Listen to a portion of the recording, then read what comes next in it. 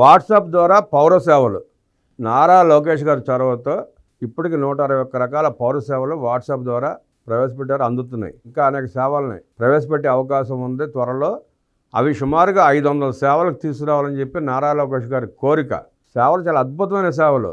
పుట్టిన దగ్గర నుంచి చనిపోయే వరకు భూ సంబంధిత సమస్యల నుంచి ఈసీలు రిజిస్ట్రేషన్ నుంచి అనేక రకాల సేవలను పొందుతున్నాం మనం. ప్రత్యక్షంగా నేను బాధితుడిని. వాలంటీర్ వ్యవస్థ ఉన్నప్పుడు డెత్ సర్టిఫికేట్ కోసం నా దగ్గర 1500 రూపాయలు తీసుకున్న పరిస్థితి. ఇప్పుడు ఆ పరిస్థితి లేదు. జగన్మోహన్ రెడ్డి గొప్పలు చెప్పుకున్నాడు వాలంటీర్ వ్యవస్థని. ఆ వాలంటీర్ వ్యవస్థ ఏ రకంగా దోసుకుందో ప్రత్యేక సాక్ష్యం నేను. నాలాగా చాలామంది ఇబ్బందులు పడ్డారు. ఏ పత్రం కావాలన్నా ఇంటికి తెచ్చిచ్చేవారు, కానీ దానికి తగ్గ డబ్బులు వసూలు చేసుకున్నారు. కాదని చెప్పే ధైర్యం ఉందా జగన్ రెడ్డి గారికి? ఈరోజు ఆ వాట్సాప్ సేవలు ప్రజలకు సులభతరం చేసి మన ఫోన్లో మన సేవలను అందిస్తామంటే ఎందుకు ఏడుస్తున్నారో అర్థం కాదు. డేటా చౌర్యం అంటారు. ఏ రకంగా డేటా చౌర్యం అవుతుంది? ఎందుకు అవుతుంది? గతంలో మీరు చేసిన డేటా చౌర్యం ఇంకా అవన్నీ బయటికి వస్తాయి, వెలుగులోకి వస్తాయి త్వరలో.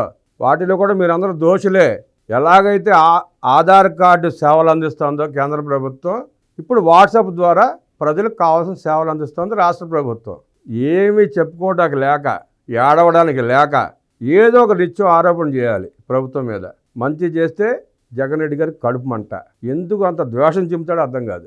నువ్వు ప్రజలతో చెప్పించు వాట్సాప్ సేవలు మాకొద్దు, మాకు దానివల్ల అన్యాయం జరుగుతుంది, లేకపోతే మాకు ఇబ్బంది కలుగుతుందని చెప్పించండి. మీరు జగన్మోహన్ రెడ్డి కానీ వైసీపీలో ఏ నాయకుడు అయినా సరే చెప్పించగలుగుతారా?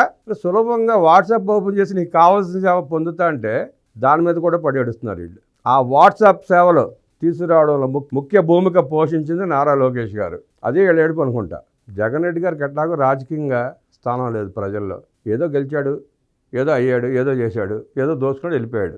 నారా లోకేష్ గారు రాజకీయ నాయకుడిగా, మంత్రిగా ఎలా అద్భుతంగా సేవలు చేస్తున్నాడు చూస్తున్నాం.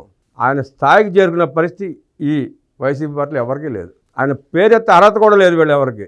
ఏం మాట్లాడలేక ఆయన్ని విమర్శించడానికి దారులు దొరక్క వాట్సాప్ మీద పడి ఏడుస్తున్నారు. మళ్ళీ అదే వాట్సాప్ వీళ్ళ దైనందిన జీవితంలో వీళ్ళ ఫేక్ ప్రచారాలకు ఉపయోగపడుతుంది. కాదా? అవునా కాదా జగన్ రెడ్డి గారు? ఆ వాట్సాప్ ద్వారానాగా నీ వక్రాక్షి నుంచి స్క్రిప్టులు పంపించి అసత్య ప్రచారాలు చేస్తున్నావు. ఓ పక్క దాన్ని అట్ట వాడుకుంటాడు, ప్రజలు ఉపయోగపడే సేవలు అందిస్తుంటే వాట్సాప్ సేవలు మంచివి కాదు. ఏం మనుషులాయో మీరు. మనమిత్ర ద్వారా పౌర సేవలు 200 మైలురాయికి చేరిక. వాట్సాప్ గవర్నెన్స్ దిశగా ఏపీ ప్రభుత్వం అడుగులు. పౌర సేవలను మరింత సులభతరంగా ప్రజలకు అందించేందుకు మంత్రి నారా లోకేష్ వినూత్న ఆలోచనతో ఏపీ ప్రభుత్వం ప్రారంభించిన వాట్సాప్ గవర్నెన్స్ విజయవంతంగా ప్రజలకు సేవలు అందిస్తోంది. ఈ ఏడాది జనవరి 30వ తేదీన మంత్రి లోకేష్ చేతుల మీదుగా దేశంలోనే తొలిసారిగా 161 రకాల పౌర సేవలు వాట్సాప్ ద్వారా అందించేందుకు ప్రారంభించిన మనమిత్ర కేవలం 50 రోజుల్లోనే 200 సేవలు అందించే అద్భుతమైన మైలురాయి సాధించింది. ఆంధ్రప్రదేశ్లో డిజిటల్ గవర్నెన్స్ శక్తికి ఇదో నిదర్శనంగా చెప్పొచ్చు.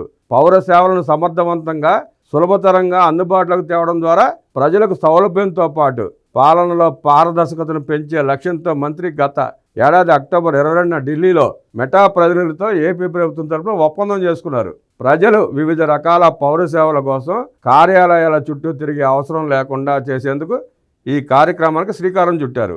ఇటీవల 10th ఇంటర్ విద్యార్థులు తమ హాల్ టికెట్లను సైతం వాట్సాప్ ద్వారా పొందగలిగారు. మనమిత్ర నెంబర్ 9525300009 ఈ నెంబర్కి వాట్సాప్ సందేశం పంపడం ద్వారా ప్రస్తుతం 200 రకాల పౌర సేవలను ఏపీ ప్రభుత్వం అందుబాటులోకి తెచ్చింది. అందులో విద్య, దేవాదాయ, విద్యుత్, ఆర్టీసీ, రెవెన్యూ, అన్నా క్యాంటీన్, సీఎంఆర్ఎఫ్, మున్సిపల్ శాఖల సేవలు కూడా ఉన్నాయి. విద్యుత్ బిల్లులు, పన్నుల చెల్లింపుల వంటి సేవలతో పాటుగా దేవాలయాల్లో దర్శనాలు, వసతి గదులు బుకింగ్, విరాళాల సమర్పణకు ఇది ఉపయోగపడుతోంది. అలాగే పర్యాటక ప్రదేశాల సమాచారం, టికెట్ బుకింగ్ వంటివి ఈ వాట్సాప్ గవర్నెన్స్ ద్వారా సులభంగా చేసుకోవచ్చు. రెవెన్యూ శాఖకు సంబంధించిన భూ రికార్డులు, ఆదాయ ధృవీకరణ వంటి సర్టిఫికేట్లు కూడా సులభంగా పొందొచ్చు. అధునాతన సాంకేతిక వినియోగం ద్వారా పౌర సేవలు ప్రజల ఇంటి ముంగటికి తీసుకువెళ్ళడం విప్లవాత్మకమైన పరిణామం. వాట్సాప్ బిజినెస్ సర్వీస్ డెలివరీ ప్లాట్ఫామ్గా పలు రకాల సేవలను ప్రజలకు అందిస్తోంది. 3 ప్రాథమిక నమూనాల్లో ఆంధ్రప్రదేశ్ ప్రభుత్వానికి డెలివరీ ప్లాట్ఫామ్గా వాట్సాప్ సేవలను అందించే లక్ష్యంతో ఏపీ ప్రభుత్వం మెటాతో ఒప్పందం కుదుర్చుకుంది. ఇందులో G2C ప్రభుత్వం నుండి పౌరులకు, B2C వ్యాపారం నుండి వినియోగదారునికి, G2G ప్రభుత్వం నుండి ప్రభుత్వానికి. ఈ మేరకు తొలి విడతలో పౌర సేవలు అందుబాటులోకి వచ్చాయి. రాబోయే రోజుల్లో వాణిజ్య రంగంలో సమర్థవంతమైన ప్రభుత్వ సర్వీస్ డెలివరీ కోసం రీఇంజనీరింగ్ ప్రక్రియ ద్వారా మనమిత్ర సేవలు అందుబాటులోకి వస్తాయి. ఆ తర్వాత ప్రభుత్వ శాఖల అంతర్గత కార్యకలాపాలకు సైతం దీనినే వినియోగిస్తారు.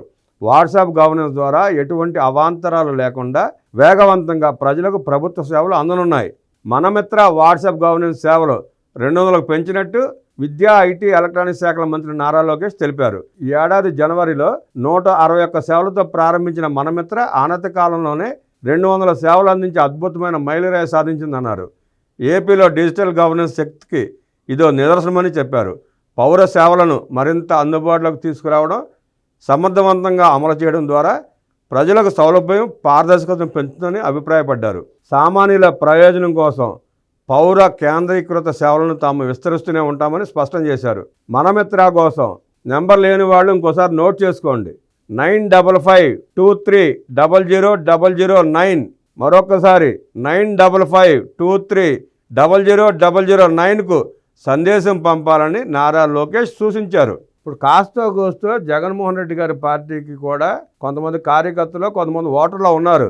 ఆ శాతం 5 కావచ్చు, 10% కావచ్చు, 15% కావచ్చు. మీకంటూ కొంతమంది ఓటర్లు, కొంతమంది పేటీఎం బ్యాచ్, కొంతమంది నాయకులు సపరేట్గా ఉన్నారు కదా, వాళ్ళు వినియోగించుకోవడం లేదా వాట్సాప్ సేవలు అని అడగండి జగన్మోహన్ రెడ్డి గారు వాళ్ళందరినీ. పోనీ వాడుకుంటా అంటే ఎందుకు వాడుకుంటున్నారు, వాడవద్దని చెప్పండి. అంతేగాని వాట్సాప్ సేవల గురించి అవాస్తవాలు ప్రచారం చేయడం, ఏదో వక్రాక్ష ఉందిగా అని చెప్పి ఇష్టం రాసుకోవడం కరెక్ట్ కాదు, పద్ధతి కాదు. ప్రజలకు అందించే సేవల్ని, ప్రభుత్వం చేస్తున్న పనుల్ని విమర్శించడానికి కూడా హద్దు పద్దు ఉండాలి. అలా కాదు మేము విషప్రచారం చేస్తామంటే ప్రజలు ఊరుకోరు. జగన్మోహన్ రెడ్డి గారు ఒకసారి తిరగబడితే ఏమైంది అర్థమైంది కదా మీకు. ఇంకోసారి తిరగబడితే రాజకీయ ప్రస్థానం భూస్థాపితమే.